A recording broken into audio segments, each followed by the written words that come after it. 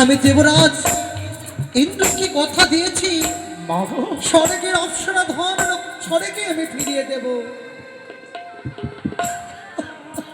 বিদায় করো, যাও লক্ষিন্দর, যাও বেহুলা, শেষবারের মতো বিদায় নিয়ে এসো। আমি তোমাদেরকে নিয়ে যাবো ওই স্বর্গপুরে। পিতা গো, ও পিতা, তুমি অমন করে কেঁদো না পিতা। বাবা, তুমি কাঁদিলে যে আমাদের সেই অমরাবতীতে যাওয়া হবে না। কোন পিতাকে পড়ে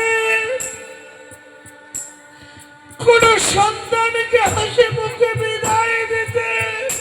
পিতা গো, পারতে যে তোমাকে হবে। সময় যে ঘনিয়ে এসেছে পিতা, সময় যে ঘনিয়ে এসেছে।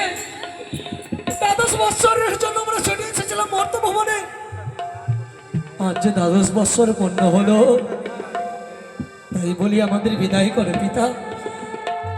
না জানি আমাদের জন্য অমরাবতী আকার করে কাঁদে।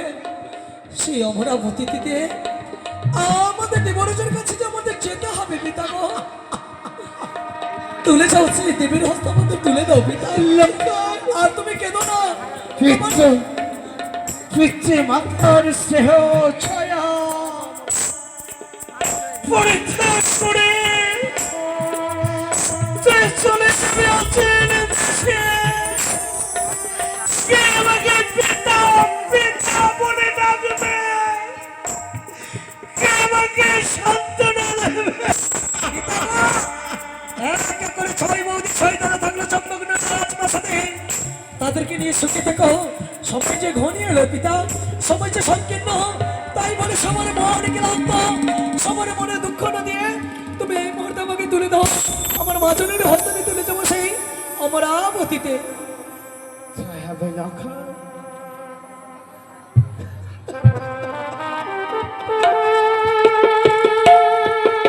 কেতনা কেতনা ভক্ত, বিধির বিধানে কেউ খণ্ডন করতে পারে না।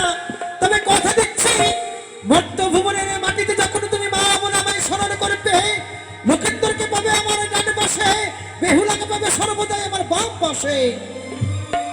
বিদায় বিদায় করো পিতা, আমাদের শেষবারের মতো আমাদের বিদায় করো। ওগো বিদায় বেলা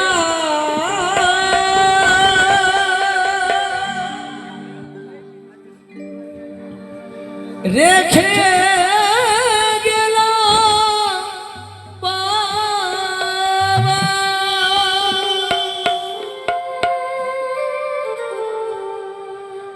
আমি ব্যথা ভরা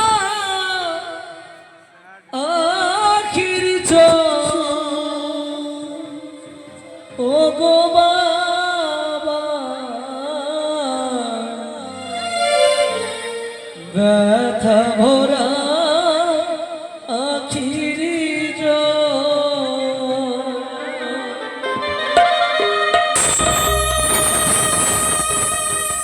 বিদায় দাও পিতা, আমাদের বিদায় দাও। বিদায় বেলা